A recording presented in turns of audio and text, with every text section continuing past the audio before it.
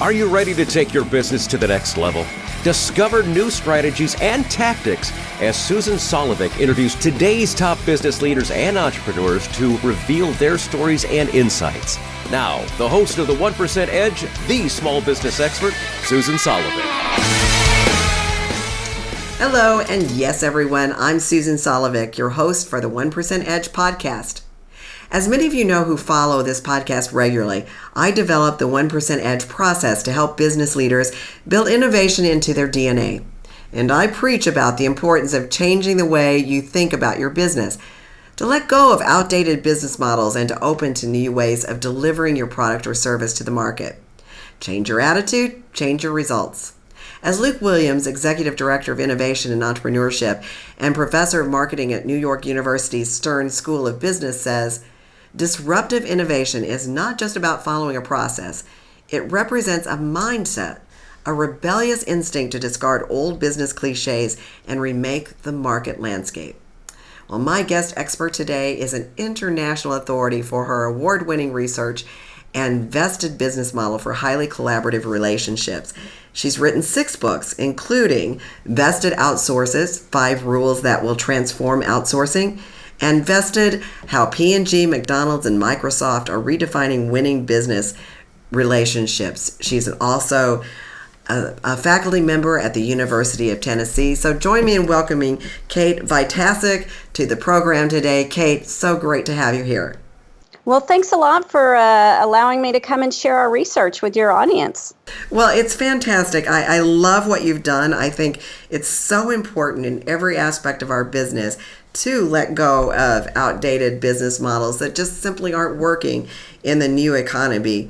But I'm curious if you could just start off and tell us what led you to this type of research to begin with. Well, you know, it's an interesting background. Prior to joining in academia, I actually had been on the buyer side. So I worked for Microsoft in the early 90s and had led some of their early outsourcing efforts. And I'd been on the supplier side. So I actually had worked for Microsoft's largest supplier. And you can see this back and forth. You know, the better we are at being buyers and the better we are at being sellers, we're kind of, buy, sell. You're in that tug of war just back and forth. And so when I joined the University of Tennessee, I had the wonderful opportunity to work on a research project that was funded by the United States Air Force to look at very large, complex buyer-supplier deals, outsourcing deals. They don't really use the word outsourcing. That would be, a bad word in government. They say services acquisition. But these are large, complex deals. And how do you break that mold where you get that tension out of those relationships?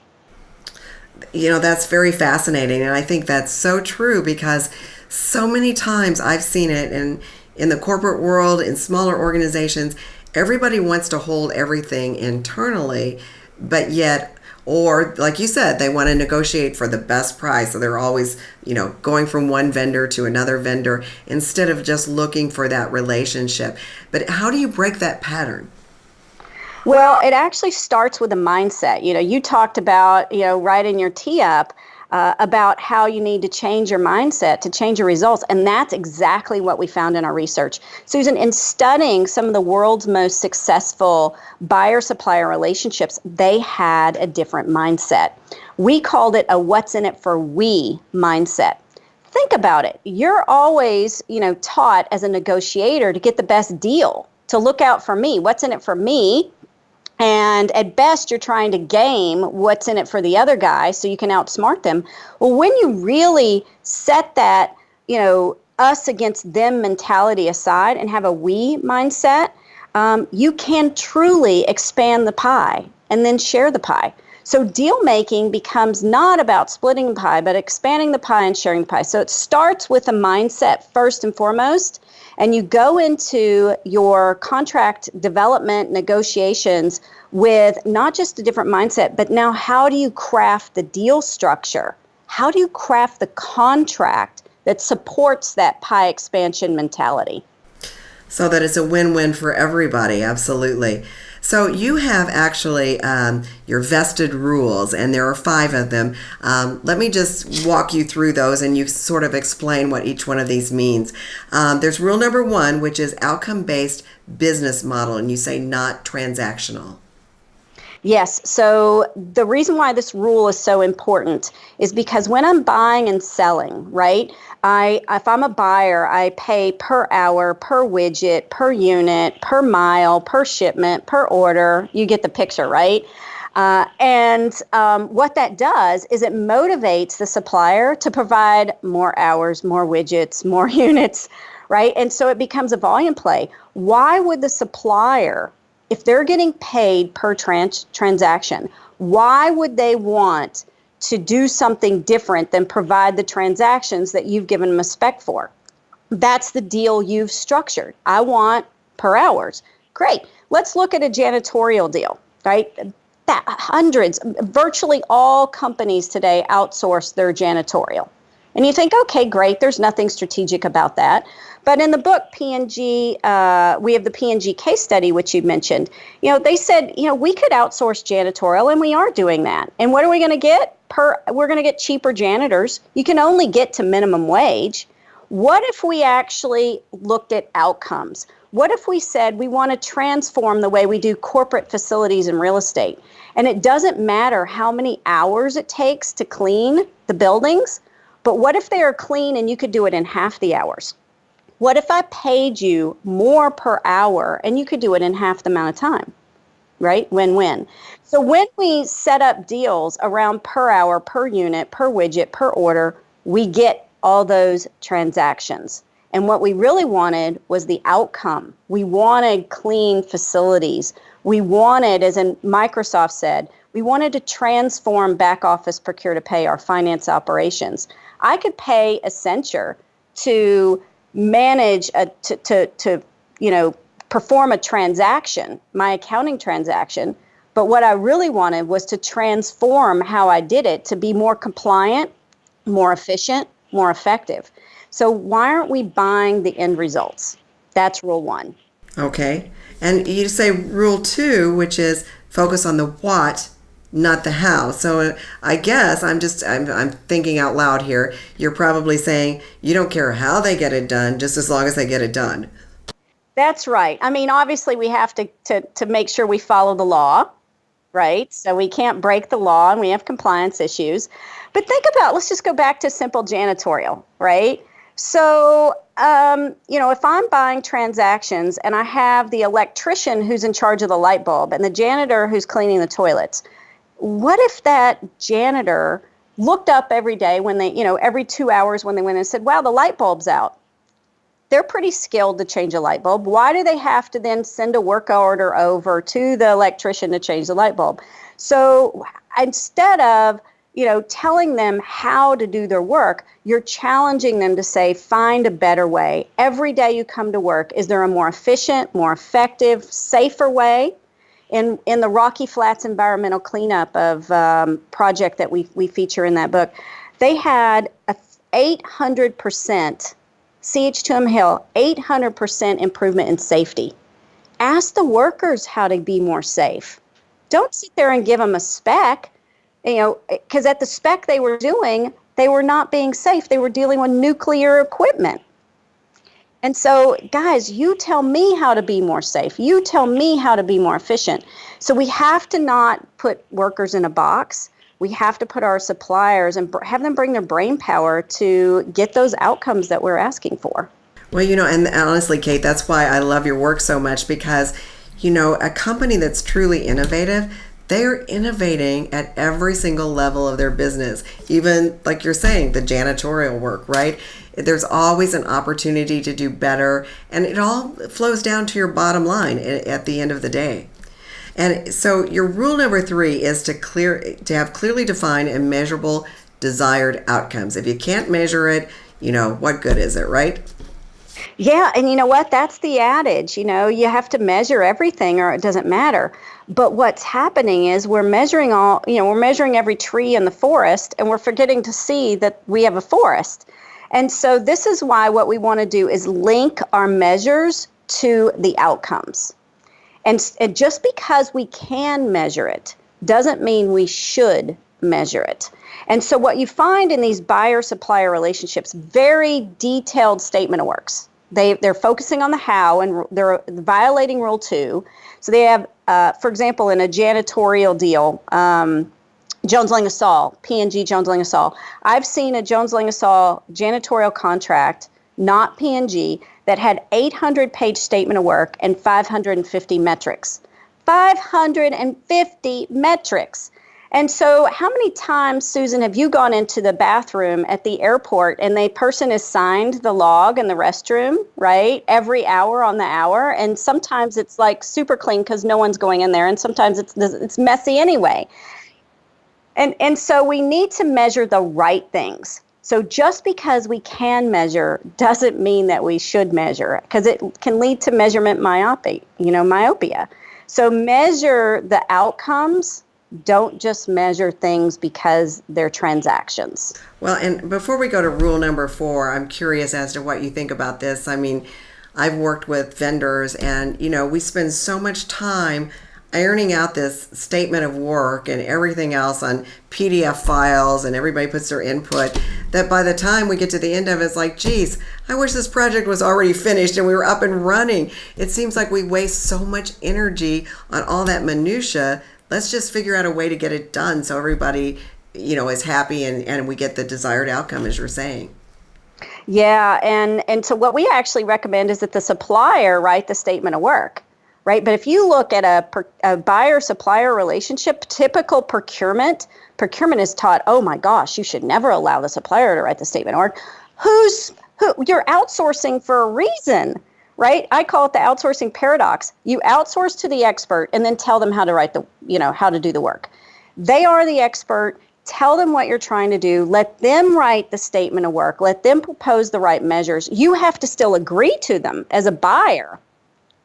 But they are the ones that are trying to solve your problem. And so you still have to have measures, but I want to have measures that are going to be what you need, not just because you can measure them, right? And you know what? I love your rule number 4, which is establish a pricing model with incentives to optimize the business. So, I find so often that people want a set amount of money when I'd like to say, you know what? If you even exceed this, I'd rather pay you more than, I'm a total believer in incentives. So tell me what your view is of rule number 4. Yeah, in a traditional buyer-supplier relationship, you have a price.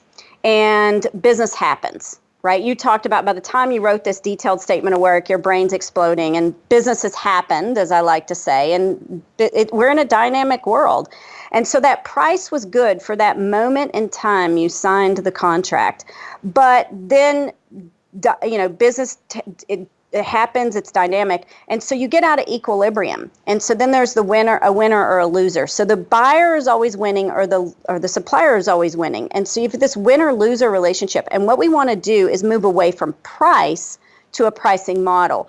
And we win together and we lose together. We win together and we lose together. So let's go back to our simple janitorial example, right? So if the say Jones Lang LaSalle or any of their competitors, they're all fantastic. CBRE, Cushman and Wakefield, Compass, Sodexo, right? The main guys, they're all fantastic. If they can figure out a way to reduce your cost structure, they would save in that. And that's exactly what happened in the Procter & Gamble case study. Jones Lang LaSalle cut their cost structure 33%. They increased their time to market by doubling it. Every time they did an acquisition, they could do an acquisition and integrate those employees twice as fast. Creating meeting schedulers that make our employees more efficient and effective at scheduling their meetings and getting to their meetings. So all those efficiencies, safety factors, you would then share back the benefits with your supplier. So you win and they win. Well, and I talked to a major car dealer too, and I'm not going to say which brand, but they were saying they can get to product to market faster by working with companies that can do their test models and the innovative things and get them out there, because they don't have all the legal and compliance issues that these big corporate giants have to deal with. So, you do get to, not only do you get the benefit of a good pricing structure, but you get to market faster. Yeah, and that's definitely something that we're seeing. That would be an outcome. Speed to market's an outcome. Reducing your cost structure, not the price, right? So if the supplier can reduce the cost structure, they're actually going to make more profit. So what about your rule number 5, which is insight versus oversight for the governance structure? Well, first, you need to have a governance structure. One of the things we found in our research, it was shocking how many of these big relationships, they didn't govern the relationship. They didn't govern the business. I think all too often we're worried about managing the supplier. We forget to manage the business with the supplier. And that's really what the insight is about. Bringing analytics, data, a no-blame culture where you're doing true root cause analysis. All too often you look at why a supplier failed and you start to do the root cause analysis. Half the time, it's actually a buyer's input to the supplier. So the supplier's sitting there saying, I did a great job, it's your fault. And the buyer's like, no, it's your fault. And you're just, back and forth on that tug of war. And so by having a no blame, what's in it for we mindset, using analytics, data, there's so many good tools and resources out there today. Let's manage the business with our suppliers, not just simply manage our supplier, or worse, micromanage our supplier. Because do you like to be micromanaged? No, never. No one does, Yeah, you shouldn't micromanage your team members and you shouldn't micromanage your suppliers for sure. In your research, and you've obviously observed so many of these companies, what is the most unique vested relationship that you have seen? Gosh, it's quite interesting. I think my favorite is actually not a buyer and a supplier at all. It's actually a nonprofit called Water for People. So they are trying to solve water poverty. That's a true outcome. When you not just put a well in, and if you go to Guatemala, you pop up your little well, and it's like, wow, I have water for today. Well, that's great, but the problem is those wells get broken and no one's there to repair them. And so what they set out to do is drive a true outcome and eradicate water poverty. So they don't measure success unless it's 10 years that the community that they're in has solved their water poverty issue. It has to be maintained for 10 years, and that's success. So that's a kind of an outcome-based measure. And so they go into these communities that, where people, the children, especially the girls, get the job of having to go trek, 5, 10, miles and, put the water in a bucket to carry back on their head, and they're missing school. And that's a problem that is just very, unfortunately and sadly around many third world countries. And so what I like about Water for People is the way they structure their partnerships with the local communities. So in Guatemala, they did it with the PTA, the local schools and the parents. And they said, hey, Mom, Dad, you want your kids to go to school instead of send them to water? Let's create the water community at school. So they come to school, they learn, they bring their water home.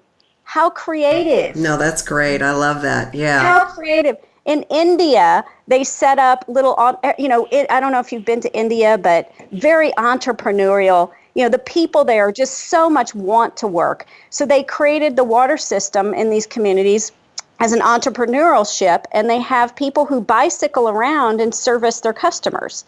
And it's a for-profit entity. Amazing. So very creative. And so it's not just popping up a well, just like everyone else has done. And a year or 2 years or 3 years later, that well's broken. It's really about creating partnerships to teach people how to create transformational results that are measured in a decade of success. Right. Yeah, you pop up a well and then everybody leaves, and then what good is that, right? So, I totally understand that. Are there some certain types of relationships that are best fitted for vested role business models? There are. That's actually the research that led to our latest book, Strategic Sourcing in the New Economy. And in it, we evaluate all types of supplier relationships. So if you're Procter & Gamble, you have 80,000 suppliers, right? So not all of them can be strategic. So what factors would lead you to have these strategic outcome-based types deals where you're driving transformation and innovation? Because not all your suppliers are going to be innovative, and they shouldn't be, right? So it's where you have risk, because if you can innovate and de-risk something, great, that's awesome. Where you have the opportunity to create value, so creating something new that hasn't been done there before, and that could be products or process efficiencies.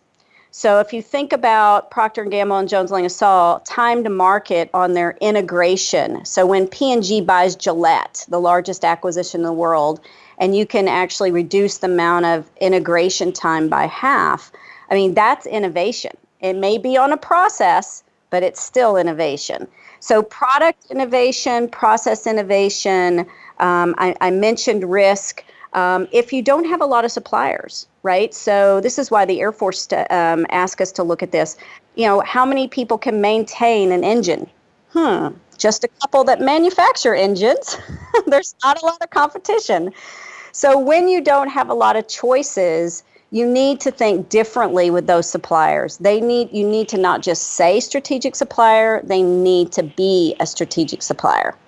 And if you treat them transactionally and you beat them up on price, you're going to get what you pay for. Yeah, and I think we all know certain companies that do beat up some of their suppliers on price, but you know, it's that's all part of free enterprise. But I love the collaborative approach that you have. One final question: what piece of advice do you have for the audience before you go? I have to say it's exactly the piece of advice you said when you kicked off your podcast. It's a change of mindset.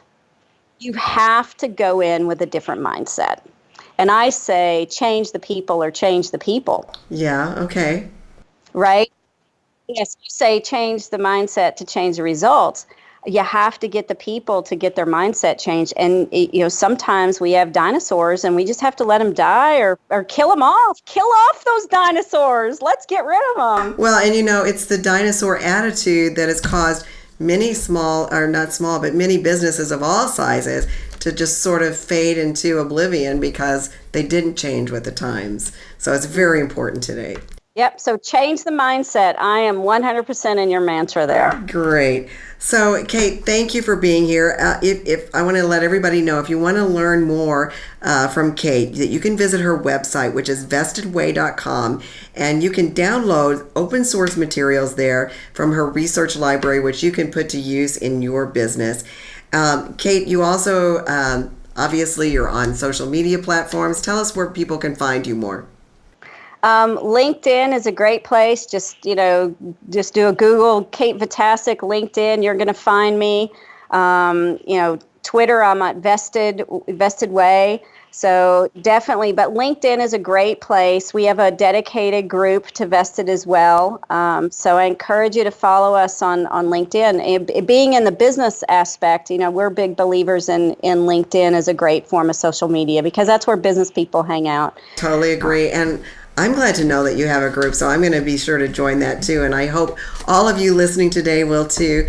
I thank Kate. I thank all of you for being here with us on the 1% Edge podcast. Remember, this is the program where I bring you the best of the best so you can become the best. And we broadcast these podcasts once a week, so continue to tune in for each episode of insightful thought leaders, advice, and inspiration so you can soar to success. I'm Susan Solovic, and you're listening to the 1% Edge podcast. Thanks for listening to the 1% Edge. If you found these insights and tips helpful, be sure to hit the subscribe button on your podcast player and leave a review in iTunes to help others discover the 1% Edge.